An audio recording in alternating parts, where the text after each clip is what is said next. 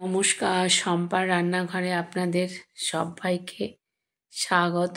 আজ আমি আপনাদের জন্য একটি দুর্দান্ত স্বাদের শিমের ঝালের রেসিপি নিয়ে হাজির হয়েছি।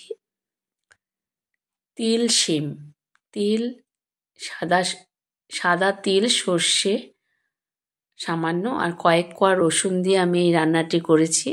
বন্ধুদের কাছে অনুরোধ, সম্পূর্ণ ভিডিওটি দেখবেন, লাইক কমেন্ট শেয়ার করবেন। আর যারা নতুন বন্ধু এখনও সাবস্ক্রাইব করেননি, প্লিজ একটি সাবস্ক্রাইব করে বেল আইকনটি প্রেস করে চ্যানেলটিকে এগিয়ে নিয়ে যেতে সহযোগিতা করবেন। রেসিপিটি অসাধারণ লাগে খেতে গরম ভাতের সঙ্গে। আপনারা বাড়িতে একবার ট্রাই করবেন। রুটি দিয়েও কিন্তু এই শিমের ঝাল খাওয়া যায়, তিল শিম খাওয়া যায়।